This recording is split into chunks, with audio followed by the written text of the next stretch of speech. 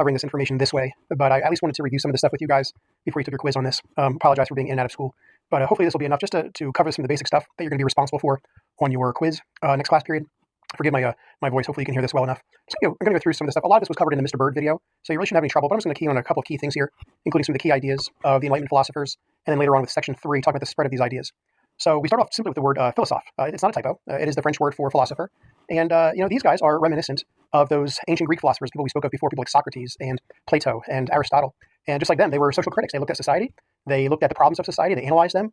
And basically, through using their philosophy, and now especially applying the same rules and principles that scientists were using during the scientific revolution, they were trying to fix the problems of society. When you see this phrase here that they were thinkers, people who wrote for public consumption, they wrote heavily. You're going to find out that more and more Europeans were becoming very literate. And as a result, if you were a philosopher, you could write through letter form or through newspaper or pamphlet, book, and people would read these en masse. Still was a dangerous world to live in, and so many of them used humor, wit, and satire to get their points across. You find out that people like Voltaire were heavily persecuted by the crown, by the Bourbon monarchy, and by the church itself. The Catholic Church was still very powerful in France. So be careful what you wrote and what you spoke about, but they were willing to take that chance. One of the key ideas here was that they believed that people could apply reason to all aspects of life. They were trying to break out of that Middle Ages thinking where they were letting people for over 1,000 years do their thinking for them. And they said, no, and that's the whole aspect of humanism, was that everybody was blessed with a brain and the ability to reason out their problems for themselves. And so that's the basis of their study. You see the 5 core beliefs of the philosophers here. Again, number 1 being reason on the side there, the idea that you have a brain, you need to use it, you need to exercise it. It's still a danger, a trap that we fall into today. It's a technological trap we fall into, using things like AI, ChatGPT to do our thinking for us. And if you do that enough, the studies are already coming out that you begin to slip cognitively. You got to exercise your brain. These philosophers really, one of the key aspects they talk about was nature, and they're talking in that case about the nature of man. What is the nature of man? Is man born good? Is man born evil? Is man born like a blank slate and then society corrupts him or her? And they wanted to see how they could steer that in the right direction, the nature of man. They believe that every person had a right to happiness, and that the way to achieve happiness was through progress. You find out that we are now on the cusp of the Industrial Revolution, where some of those scientific principles are being actually applied in the area of industry. And so they believe that more and more progress is going to bring more and more happiness.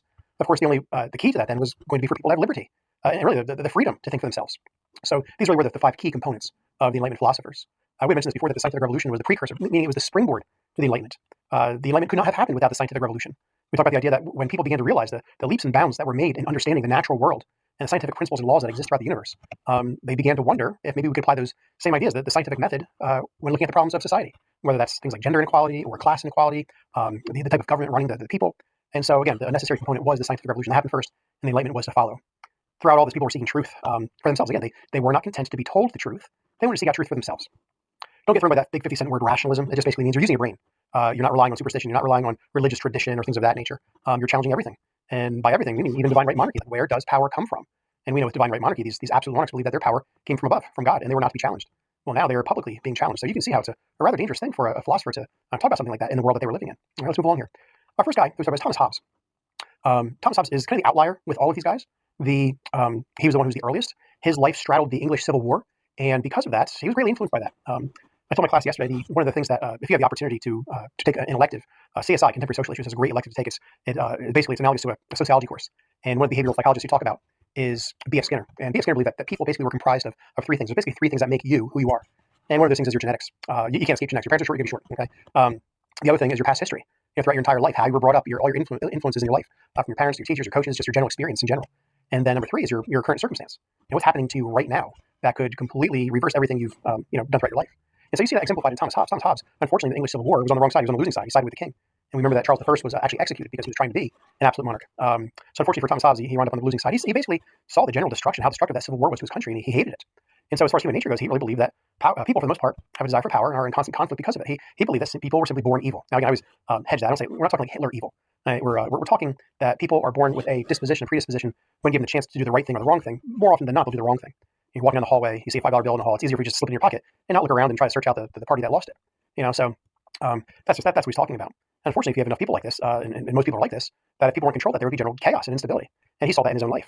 And so he proposed an idea of a social contract. And this contract, you're going to see, comes up again with Jean-Jacques Rousseau, but Thomas Hobbes was very different. Hobbes said that if you want to live in an organized and a stable society, you basically have to give up your rights, what you consider to be a lot of your personal rights. You give them over to the monarch, and it's the monarch's job to keep control. Not to protect your rights, but to keep control of you and make sure that everybody stays in line. So like I mentioned before, he really is. Hobbes is the outlier. So when it comes to him favoring a specific type of government, he's going to stick with the idea of absolute monarchy. Let's move on to our next guy. Actually, I like to show this book cover. If you remember on your Mr. Bird video, he drew a picture of that dragon. It's that sea monster. It's called Leviathan. This is just an ancient sea monster, and his portrayal of it. The unique thing about this book cover is that if you look at the king at the very top there, it looks like he has like dragon scales on. They're actually, if you get in close enough, they're little inset pictures of all the bodies of the citizens and how they make up the king. Now he's the head. Obviously, his sword is the symbol of power that he has there. And if you remember this, in England, the king was not just the head of state; he also was the head of the church. Remember, if you guys remember, Henry VIII made the king the head of the Church of England. And so all those symbols below the king there, on the left-hand side, are symbols of the state, his state power, and all the symbols on the right-hand side column are symbols of his religious power. So he is powerful overall, just like Leviathan, a powerful sea monster. Let's move on to John Locke now. We move a little bit into the early 1600s into the early 1700s here, and so he's post English Civil War here. So he didn't have that influence on his life, and as a result of that, looking around him, and he saw his view of human nature very different from Hobbes.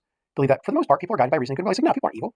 These are the people, for the most part, that you're on a crowded bus or a crowded train and there's no seats left, that if you see an elderly woman or a pregnant woman, that you'll get up and you'll give her your seat because you're guided by reason and goodwill. Something along that nature. His key foundational belief was that people had natural rights. Natural simply means that you're born with these rights. And we're talking all human beings. And those three basic natural rights are life, liberty, and property. Mr. Bird did a really nice job discussing this in his video, so I won't go too deeply into it. But the key thing about your natural rights is because you are born with them, no one can take them away from you. He was the first. This is hopefully a phrase that you're familiar with from your previous studies of U.S. history and the Constitution, the idea of the consent of the governed. Very different from Hobbes, and this kind of smacks right in the face of the divine right theory, which believed that all power came from God to the king. And John Locke argues the opposite. He said, no, all power comes from the bottom up, that it is the people who consent to allow the king to rule. And so his main job is not to keep the people in check, but to protect the rights of the people. Like Mr. Bird said, to lock up their rights, to protect them. And as a result of that, he said if a ruler doesn't do his job, the people can overthrow him. He had his seminal work was called Two Treatises on Civil Government. If you ever plan to go into like political science class, maybe AP US history, most likely you'll read that or segments of that. It's actually pretty fascinating. Our next guy is Voltaire, French. Voltaire's a pen name that he used because kind of had to. He was pretty sassy in his writing. His real name was Francois Marie Arouet, and he lived in a period of French history where the French kings, Louis XIV, Louis XV, Louis XVI, were really the epitome of what it meant to be an absolute monarch. Two of the key things he advocated were freedom of speech and freedom of religious belief, two things you really did not have in France at that time. And so, there were a lot of warfare there between the Catholics and the Huguenots and the French Protestants. And he witnessed all this, and again, that had a big influence on his life. The biggest institution that he criticized was the Catholic Church. He simply saw them as being unjust and intolerant. They used torture and imprisonment, death and destruction, especially against they wanted to wipe out the Huguenot population of France. And he obviously was not a fan of that. He was at least imprisoned twice and forced into exile. I believe he lived in the Netherlands and or England for a while before he came back. A couple of things I really like about Voltaire were some of his quotes. And this hopefully is one a little familiar to you. You might have seen it in different contexts. He said, I do not agree with the word that you say, but I will defend to the death your right to say it. That really is the unique thing about freedom of speech. It's either freedom of speech for all or freedom of speech for none. So, for instance, if there's, say, a neo-Nazi rally, they get all their permits and they go through all the right channels and they have a permit to have a rally in Center Square in Hackettstown. When the police are there, they're not there to shut them down. They're there to defend them. Now, that doesn't mean that they can call for violence and destruction and for violence against peoples, but they can certainly spew their hate in the same way that you can spew a lot of good things, and you have the right to counter-protest them. And so you can't say that some people have freedom of speech and others do not. One of the other things, his things was really like this too, is the idea that it says men have made themselves slaves to their needs. Men and women, obviously, he's talking about. And notice the key thing is we do this to ourselves. It's not someone else that does this to us. We make ourselves slaves to our own needs. I mean, think of your phone. Do you have the true ability to leave your phone at home and not even think about it and come to school without it for a day or 2 days or a week? How'd you process that? How'd you deal with that? We have this need to be connected. And we do that with a lot of things. Things that we believe we need. I need a car. I need a new car. Well, do you need a new car? Is your one running? Or do you just like a sparkly, shiny new car and the $500 car payment a month that goes with it? And we all make ourselves slaves to our needs. Think of the needs that you make yourself a slave to. I might ask you that on the quiz tomorrow, so think about that. Baron de Montesquieu, the name not known as much, however, his ideas are. And you see a lot of his ideas that eventually would work their way into our U.S. Constitution. He advocated for the separation of powers. He really, even though he was French, he really admired the British system of government. He was mistaken. He believed they had three separate branches. They only had two. But in his mind, the perfect government would be separated into a legislative, an executive, and a judicial branch. And again, remember, I'm not there to ask you, but I would if I were there. I would say, what's your legislative branch for? Those are the people who make the laws. The executive branch, your king or your president, they're the ones who enforce the laws. And your judicial branch, your judges, they interpret the laws. Are they legal? Are they constitutional? And he really believed that that if you bounce out these branches and gave them a system of checks and balances, they could balance each other out, and no one group would be more powerful. And that way, they keep each other in line. Right? Obviously, you'll see that later on in the U.S. Constitution. Moving along here, you have Jean-Jacques Rousseau. He's he is in lockstep with John Locke, if that makes any sense. Their beliefs pretty much match up. They're mirror images of each other. One of the differences, though, he believed that man wasn't really born good or evil, but it's just over the course of time, society is what corrupts a person. And he believed that society makes people unequal and therefore unhappy. And think about that. I mean, just think of your own life experience. All the times think of the most times that you're unhappy. It's because when you're comparing yourself to other people, what you don't have, whether that's friends or siblings or others or people around you, social media influencers, things like that. And I've always said this: if you really want to be truly happy, instead of comparing up to what you don't have, start comparing down to what you do have. Like, oh man, I'm really blessed. I have this. At least I have a car. My mom drops me off at school. I don't have to take the school bus. Or oh boy, I'm glad I live out in the country and maybe not in the city with all the pollution and all the crime and stuff like that. So it's all a matter of perspective. Now, I know I mentioned the social contract before, and that was mentioned with Thomas Hobbes, but they're two different things. Hobbes was just an idea. Jean-Jacques Rousseau actually wrote a book. It was called The Social Contract, and very different from Hobbes. Remember, Hobbes believed that people gave up their rights so that the king could control them. Complete opposite of Jean-Jacques Rousseau. Rousseau believed that the government's an agreement made by the people. And just like John Locke said, it's by the consent. The rulers only serve by the general will of the people. That we give consent, we give permission. Okay, so that's an important thing there. That's what you should associate with Jean-Jacques Rousseau. He had a great line too. He said, "Man is born free, and everywhere he's in chains." This is something. This is always. I don't know how many of you guys have ever seen A Christmas Carol, Charles Dickens, Ebenezer Scrooge, and there's that famous scene of his partner Jacob Marley wandering around with all his ghostly chains, and he tells Ebenezer Scrooge, "Boy, if you could only see the chains that are on you right now." He's like, "Well, I don't see any chains, but they are. They're all over us. Whether they're laws or taxes or superstition, just basically religious dogma, things like that. We really are kept in chains in a lot of ways." All right, just the key thing I think you should remember is that Rousseau and Locke are really, I hate to say it, lockstep with each other. They're in agreement on most of their beliefs. Let's get to Cesare Beccaria. Now, I'd like to just spend a little time here because Cesare Beccaria was not mentioned in the Mr. Bird video. He's not necessarily dealing with government. He's dealing more with the judicial system and the ideas of crime and punishment. Growing up in a place like Italy where torture and capital punishment were used quite a bit, we saw that with Galileo and the Italian Inquisition. So he comes along and really mirrors the Roman 12 tables. The idea of that torture and capital punishment should be abolished. One of the key things is that the punishment should fit the crime. And the concept of innocent until proven guilty. That was not the case back then. You were guilty until proven innocent. And unfortunately, it's the kind of society that we live in even today. I mean, when we think about it, when you get charged with a crime and your name is splashed out there in all the media and everybody, all these influencers say, "Oh, he's guilty." And then when you finally are proven innocent, nobody ever backtracks on that. All right, so even the idea of the accused getting a speedy trial was rather unique back then. Back then, they would charge you, throw you in jail, and hold you for sometimes years until you got your trial. So he was on the cutting edge when it came to matters dealing with crime and punishment. Speaking of cutting edge, you have Mary Wollstonecraft. Mary Wollstonecraft was first of all, a woman advocating for women's rights, very unique at that time. And it's not that others had not come before her, but she was a very prolific writer. She believed that women, like men, needed an education in order to be useful and virtuous. Sometimes it blows our mind to believe that even in a place like England, women were not considered citizens; they were considered property.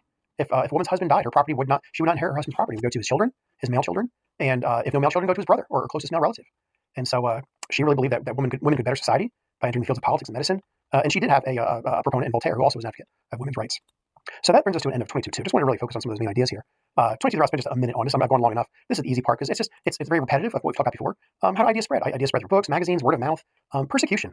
It's amazing. I always compare this to if you've ever been around a campfire and you're outside and a leaf is on fire and it kind of floats up and it blows over and you try to go stomp out this burning leaf and you're stomping on it. What you're doing is you're feeding it more oxygen the more you stomp, and it's spreading the fire even more sometimes. Persecution works the same way, that the more you try to stomp out an idea. We saw this with Martin Luther in that quote in the film where they said, you can burn his books, but you can't burn his ideas. And it's so true.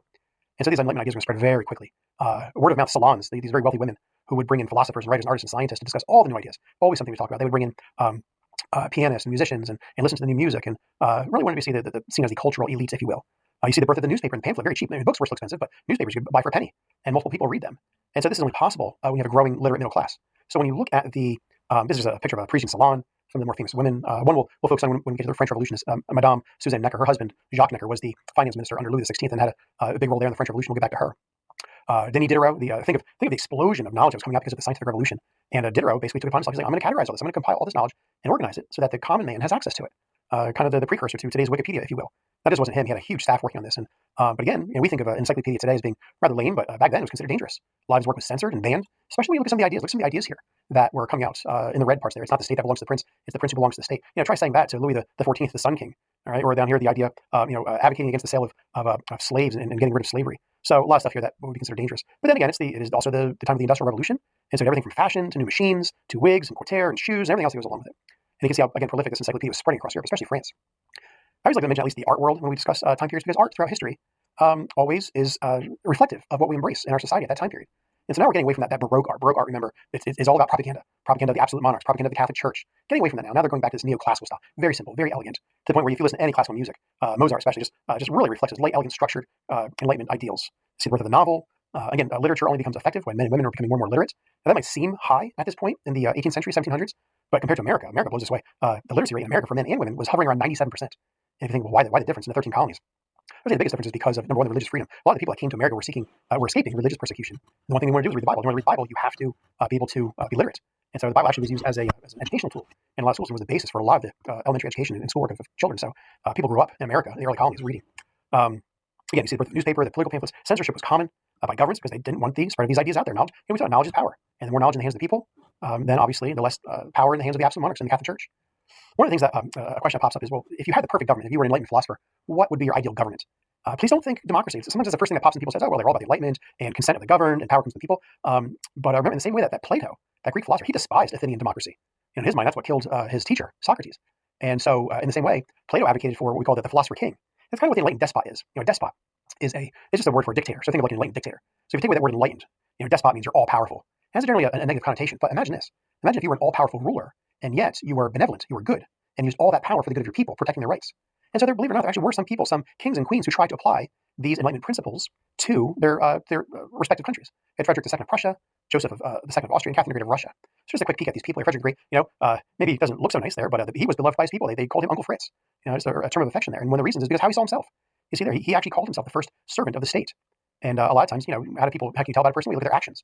His actions, he granted religious freedom and reduced censorship, improved education amongst the people, reformed the justice system, a lot of different things there. But again, it's an uphill climb. That little blue box there says it did a lot, but he didn't try to change the existing social order. What he couldn't do is he couldn't wipe away the nobility, who were always standing in his way.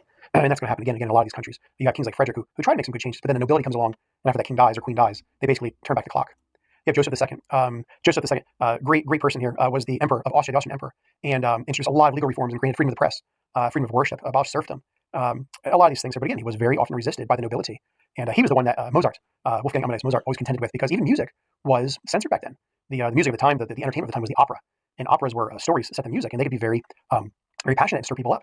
And so there were state censors saying, well, you can't sing in this language, or you cannot use this story, or this and that. And Mozart always used to fight back and forth with the censors, the Austrian censors. But Joseph was a big advocate of Amadeus Mozart. Great movie, very good movie, Amadeus, fantastic movie. And last but not least, you have Catherine the Great, very well educated.